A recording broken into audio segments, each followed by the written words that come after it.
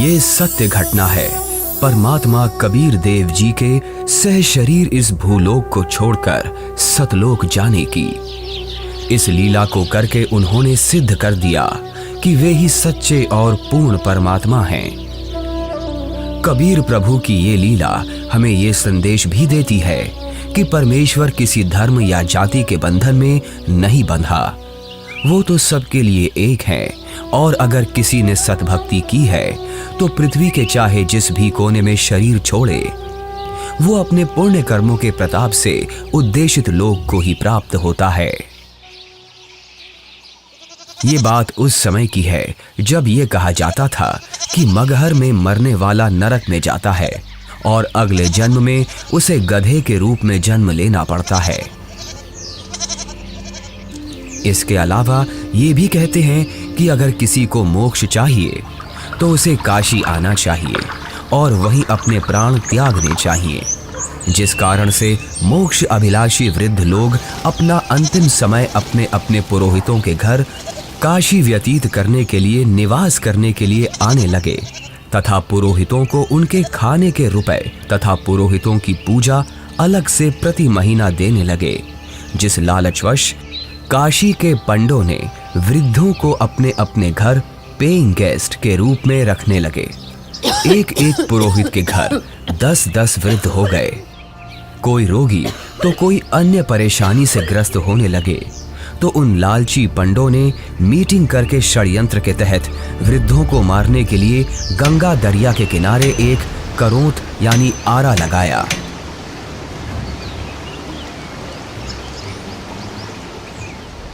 भ्रम फैलाया गया कि जो शीघ्र स्वर्ग जाना चाहता है तो इतने रुपए पूजा, जो उस समय की अधिकतम राशि थी, जमा कराओ। श्रद्धालुओं ने वृद्धावस्था के दुख से छुटकारा पाने के लिए तथा स्वर्ग जाने की भावना से वह महंगी फीस भी देने लगे। उन पंडों ने आदमियों का आरे से गर्दन काटने का पाप सिर पर ले लिया। पंडों के षड्यंत्र पर विश्वास करके वृद्ध अपने बेटों से काशी में प्राण त्यागने के लिए आग्रह करने लगे। लेकिन पिताजी, अभी आपकी और माँ की आयु ही क्या है? अभी तो आपको अपने पोतों का ब्याह देखना है, उनकी संतानों को अपनी गोद में खिलाना है। देख बेटा, जिंदगी जीने का लालच तो कभी खत्म नहीं होता, और वैसे भी अपने जीवन में हमने अपनी सारी जिम्मेदारियों को पूरा कर लिया। अब जब भगवान के पास जाना ही है तो देर क्यों करना? हमें काशी में पवित्र करौंत लेने में स्वर्ग की प्राप्ति होगी। लेकिन पिताजी, काशी में लगे उस करौत के नीचे आकर मरना तो आत्मदाह हुआ ना? अगर उस आत्मदाह से ईश्वर मिलते हो तो क्यों ना आत्मदाह किया जाए? और वैसे भी यहाँ मगहर में मरने से तो हमें मोक्ष मिलेगा नहीं। अगर हम यहाँ मरे तो अगले जन्म में हमें गधे के रूप में जन्म लेना पड़ेगा। क्या तू चाहता है कि तेरे माता पिता का अगला जन्म गधे के रूप में हो? जितनी जल्दी हम काशी जाकर करौंत के नीचे मरेंगे उतनी जल्दी ही मोक्ष मिलेगा। लेकिन पिताजी। बस बेटा, तू हमारे साथ काशी चलकर वहां हमारी करौंत के नीचे आकर प्राण त्यागने की व्यवस्था कर दे। रामशंकर अपने माता पिताजी के साथ काशी के घाट पर पहुंचते हैं। वो उस घाट पर भी पहुंचे जहां करौंत लगा हुआ है। करौंत से थोड़ी दूर पर ही खड़े होकर वो सभी देखते हैं कि गंगा नदी के किनारे करौंत वाली जगह है। उसका हैंडल करौंत से थोड़ी दूर पर एक मंदिर के पास है जो गुप्त है। हे ब्राह्मण, मुझे भी मोक्ष को प्राप्त करना है। ये काशी है और यहाँ मरने वाला हर व्यक्ति मोक्ष के लिए ही आता है। लेकिन मैंने अपने जीवन में बहुत सारे पाप कर्म किए हैं। इससे कोई फर्क नहीं पड़ता है कि मरने वाला व्यक्ति पापात्मा है या पुण्यात्मा। काशी में मरने वाला हर व्यक्ति स्वर्ग को जाता है और मगहर में मरने वाला हर व्यक्ति नरक को प्राप्त करता है। ठीक है, मुझे भी इस आरे के नीचे आकर स्वर्ग जाना है। 50 मोहरें लगेंगी। ये लो। ठीक है, तुम तख्त पर लेट जाओ। मैं भगवान से प्रार्थना करता हूँ कि वो आपको स्वर्ग में जगह दे। हे परमात्मा, इस आत्मा को अपने चरणों में स्वर्ग में स्थान देना। बहुत सारे लोग मोक्ष के लालच में पैसे देकर आरे से कट रहे थे। कुछ माता पिता अपने पुत्रों से अनुरोध कर रहे थे कि हमें भी आरे से कटवा दो ताकि हम जल्दी स्वर्ग चले जाएं। इस प्रकार रामशंकर भी लाइन में लगकर करौंद के पास आता है और अपने पिताजी को करौंद पर गर्दन रखते हुए देखता है। तभी पंडा इशारा करता है। दूसरा पंडा हैंडल घुमाता है, लेकिन हैंडल उलझ जाता है। थोड़ी देर बाद पंडा कहता है कि अभी भगवान ने आपकी कुर्बानी स्वीकार नहीं की है, कुछ दिन बाद फिर से आना। तभी हैंडल घुमाने वाला पंडा करौंद को ठीक करके इशारा करता है कि अब करौंद ठीक है, अगले का नंबर लगाओ। इस तरह फिर उनकी माता का नंबर आता है। उनकी गर्दन कट जाती है।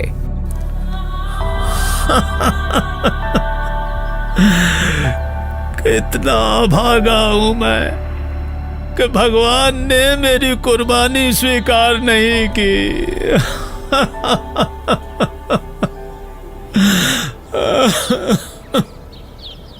कबीर परमेश्वर जी इस भ्रम को दूर करना चाहते थे कि सच्चा भक्त किसी भी स्थान पर प्राण त्यागे वह उद्देशित लोक को प्राप्त होता है। सत्य कर्मों, पुण्य कर्मों को करने वाला व्यक्ति, सत्य साधना करने वाला व्यक्ति संसार के चाहे जिस कोने में भी शरीर छोड़े और चाहे जैसे छोड़े, वो अपने पुण्य कर्मों के प्रताप से ईश्वर के पास चला जाता है, नरक नहीं जाता। लेकिन दुष्कर्मों को करने वाला इंसान चाहे जहां भी मरे, चाहे काशी हो चाहे मगहर, उसे नरक की ही प्राप्ति होती है। सतलोक को प्राप्त करने के लिए पुण्य कर्म जरूरी हैं, ना कि काशी क्रोध के नीचे मरना। कबीर जी क्षमा कीजिए, लेकिन हम इस बात से सहमत नहीं हैं। ये पुण्य कर्मों को करने वाला व्यक्ति चाहे काशी में मरे या मगहर मरे, उसे स्वर्ग की ही प्राप्ति होगी। सत्य ये है कि अगर कोई भी व्यक्ति काशी में मरता है तो वो चाहे पुण्यकर्मी व्यक्ति हो या पापकर्मी, उसे स्वर्ग की ही प्राप्ति होगी। और अगर कोई व्यक्ति मगहर में मरता है तो वो चाहे पुण्यकर्मी हो या पापकर्मी, उसे नरक की ही प्राप्ति होगी। और इतना ही नहीं, मगहर में मरने वाला अगले जन्म में गधे के रूप में ही जन्म लेगा, ये भी निश्चित है। उस व्यक्ति को भी स्वर्ग की प्राप्ति नहीं होगी। ठीक है, तो मैं फिर मगहर में ही शरीर का त्याग करूंगा और स्वर्ग नहीं, स्वर्ग से भी आगे सतलोक जाऊंगा। और आप सभी पंडितों से मेरा आग्रह है कि आप सभी मेरे साथ मगहर चलें और मेरे शरीर छोड़ने के बाद अपनी ज्योतिष विद्या का प्रयोग करके ईमानदारी से सभी लोगों को ये बता देना कि मैं कहाँ गया हूँ। लोगों के बीच का ये भ्रम दूर होना चाहिए कि मोक्ष केवल काशी मथुरा में शरीर का त्याग करने से नहीं होगा, बल्कि मोक्ष केवल यथार्थ भक्ति से और मर्यादा में रहकर अपने जीवन का निर्वहन करने से होगा। आज आपके मुक्ति का दिन है। करौंद के नीचे आकर मोक्ष पाने के लिए तैयार हो आप? इस आरे अर्थात करौंद से मुक्ति प्राप्त करने के लिए कितनी मोहरें लगेंगी? केवल 50। पिताजी, आपको उस करौंद के नीचे अपने प्राणों को त्यागने की जरूरत नहीं है। क्यों? पर बेटा फिर मुझे मुक्ति कैसे प्राप्त होगी? पिताजी, मैं अभी एक बड़े महापुरुष कबीर देव जी के पास से ही आ रहा हूं। उन्होंने कहा है कि जो व्यक्ति पुण्य कर्म करता है वो सतलोक ही प्राप्त करता है। उसकी मृत्यु चाहे जहां हो। बल्कि खुद कबीर जी मगहर में शरीर त्याग कर ये साबित करने जा रहे हैं कि मगहर में मरने वाला नरक नहीं जाता। यदि उसने सत्कर्म किए हैं तो वो भी स्वर्ग ही जाता है। आपको करौंद के नीचे अपने प्राण त्याग करने की जरूरत नहीं है। पिताजी, इन दुष्टों ने माता जी की हत्या की है। ये पाप कर रहे हैं। अरे अरे, ये क्या कर रहे हो? कबीर देव जी को ज्ञान नहीं है। तुम्हारा दिमाग फिर गया? ज्ञान नहीं है? वो तो साक्षात परमात्मा हैं। तो ठीक है, हम भी उनके साथ मगहर चलते हैं और देखते हैं कि उनकी कही गई बातों में कितना सच है और कितना झूठ।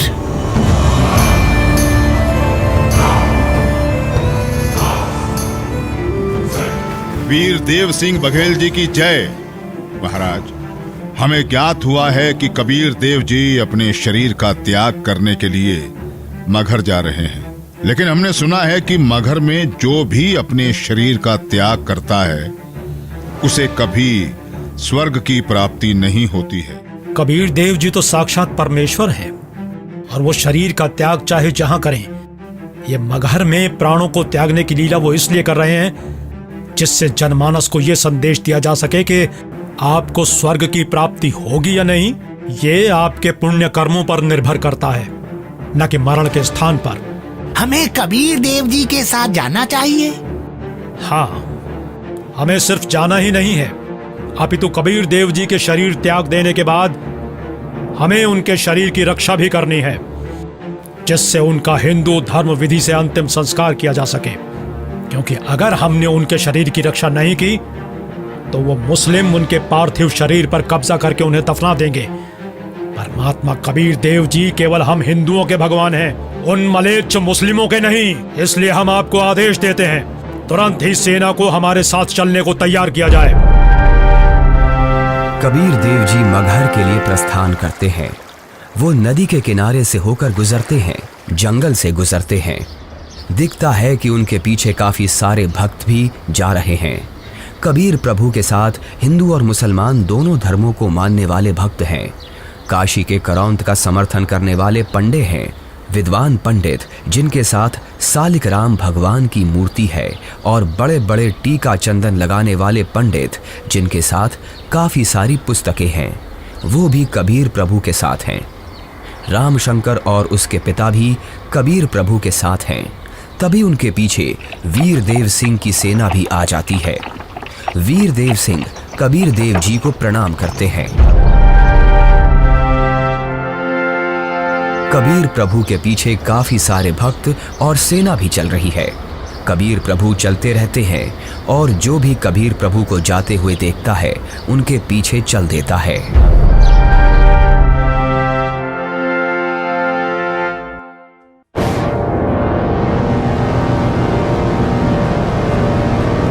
सलाम वालेकुम नवाब बिजली खान पठान साहब। वालेकुम अस्सलाम। कहिए, क्या खबर है?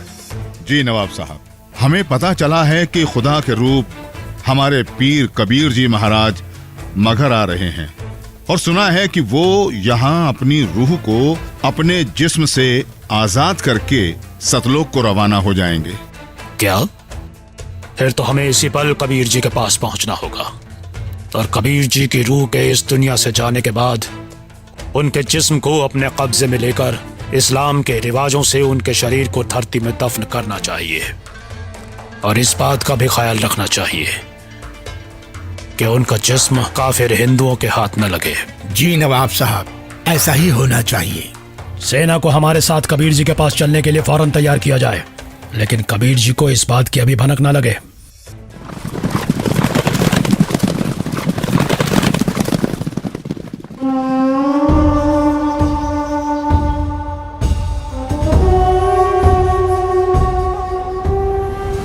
लगता है कबीर जी के जिस्म को पाने के लिए काशी नरेश वीर देव सिंह भी अपनी सेना लेकर आया है, लेकिन हमें किसी भी हालत में इन हिंदू काफिरों को कबीर जी के जिस्म को पाने नहीं देना है। आपके आने का मकसद हमें पता चल गया। पीर जी, बिजली खान आपकी क्या खिदमत कर सकता है? मैं अपना शरीर त्याग करने से पहले स्नान करना चाहता हूँ। जी, हम अभी आपके नहाने के लिए साफ पानी की व्यवस्था करते हैं। नहीं, मैं किसी बहते पानी के दरिया में स्नान करूंगा। बिजली खान। पीर जी, यहाँ एक दरिया बहता था जिसका नाम आमी नदी था, लेकिन पीर जी, शंकर भगवान के श्राप के कारण उसका पानी अब एकदम सूख चुका है। चलो दिखाओ मुझे वो आमी नदी कहाँ है। जी पीर जी, चलिए। कबीर देव जी, वीर देव सिंह, बिजली खान और उनके सेना और बाकी के भक्त उस आमी नदी के पास पहुंच गए। कबीर देव जी ने उस सूखी हुई नदी को देखा। कबीर देव जी ने अपने हाथ जोड़कर प्रार्थना की और फिर अपने हाथों को हवा में ऐसे लहराया जैसे कि वो नदी को बहने का इशारा कर रहे हों। कबीर प्रभु के ऐसे इशारा करते ही थोड़ी दूर पर नदी की ही जगह पर एक जोर से धमाका हुआ और धरती के अंदर से पानी का सैलाब निकला। ये देखकर सभी लोग चौंक जाते हैं और सभी भक्ति भाव से भरकर कबीर प्रभु को देखते हैं और अपने हाथ जोड़ लेते हैं। पूरी नदी में पानी भर जाता है। सभी लोग खुश हो जाते हैं। कबीर प्रभु की जय, कबीर प्रभु की जय, कबीर प्रभु की जय। आदेश दें प्रभु। हुक्म दे मालिक। मुझे 2 सफेद चादरें चाहिए, एक बिछाऊंगा और एक ओढ़ूंगा। जो आज्ञा प्रभु। इसी क्षण 2 सफेद चादर यहाँ लाई जाएं। कोई और आदेश दें प्रभु। बिजली खान, तुम सेना किस लिए लाए हो? वीरदेव, तुम किस लिए सेना लाए हो? प्रभु जी, हम आपके शरीर को इतना मलिच्छ मुसलमानों के हाथ नहीं लगने देंगे। इन्होंने अगर आपके शरीर को छू तक भी लिया तो इनमें से कोई भी जीवित नहीं बचेगा। हम आपका अंतिम संस्कार हिंदू रीति रिवाजों से करेंगे। तो हमने भी चूड़ियां नहीं पहन रखी हैं। हम भी अपने अल्लाह के स्वरूप पीर कबीर जी का जिस्म हिंदू काफिरों को नहीं देंगे और इस्लामी तरीके से पीर जी का शरीर को दफन करेंगे। और अगर ऐसा नहीं हुआ तो इसका अंजाम बहुत बुरा होगा। हम वीर देव की सेना से युद्ध करके आपका शरीर प्राप्त करेंगे, लेकिन अंतिम संस्कार हम मुस्लिम तरीके से ही करेंगे। मुझे नहीं पता था कि तुम सब मेरी शिक्षाओं को इतना ही समझ पाए हो। 120 साल हो गए मुझे तुम सब लोगों को समझाते हुए, फिर भी इतना ही समझ पाए हो। मुझे इतना ही जाना है तुम सब ने। आज भी तुम एक ना होकर हिंदू मुसलमान बनकर अलग अलग खड़े हो। मेरी चेतावनी है, अगर तुम लोगों ने आपस में झगड़ा किया तो ठीक नहीं होगा। तुम दोनों एक ही परमात्मा की संतान हो। तुम दोनों अलग अलग ना होकर एक ही हो। हम सबको एक साथ रहना है। मेरे सतलोक गमन के बाद इन चादरों में तुम्हें मेरा शरीर नहीं मिलेगा। एक चादर तुम हिंदू ले लेना और एक चादर तुम मुसलमान, और इन चादरों में जो भी चीज मिले उसे आपस में आधा आधा बांट लेना। आपस में लड़ाई नहीं करना, नहीं तो गृह युद्ध छिड़ जाएगा। मेरे जाने के बाद आपस में झगड़ना मत, ये मेरा आदेश भी है और विनती भी। कबीर प्रभु का शरीर मैं किसी को नहीं दूंगा। कबीर प्रभु के जिस्म को छोड़ने के बाद मैं इनके शरीर को अपने कब्जे में लेकर ही रहूंगा। अब मैं चलता हूं।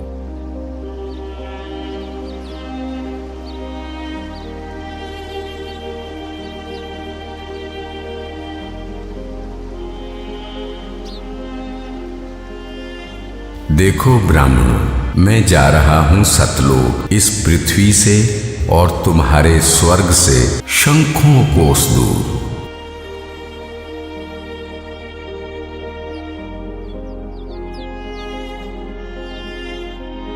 उठा लो पर्दा, इसमें नहीं है मुर्दा, इस चादर को उठाओ। जैसे ही वीर देव और बिजली खान दौड़कर वो चादर उठाते हैं तो कबीर देव जी की जगह उनके ही वजन के बराबर शरीर के आकार के सुगंधित फूल, गुलाब, गेंदा, गुड़हल आदि रखे हुए हैं। ये देखकर सभी लोग चौंक जाते हैं। सभी लोग हाथ जोड़ लेते हैं। अब वीर देव की आंखों से आंसू निकलते हैं। बिजली खान की आंखें भी नम होती हैं। दोनों एक दूसरे को देखते हैं और आपस में एक दूसरे को गले लगाकर रोने लगते हैं। दोनों सेनाओं के सिपाही भी एक दूसरे को देखते हैं। वहां खड़े ब्राह्मण लोगों की भी आंखों से आंसू गिरने लगते हैं। रामशंकर और उसके पिता के भी आंसू गिरते हैं। सभी लोग एक साथ कबीर देव जी के नाम का नारा लगाने लगते हैं। कबीर प्रभु की जय, कबीर प्रभु की जय।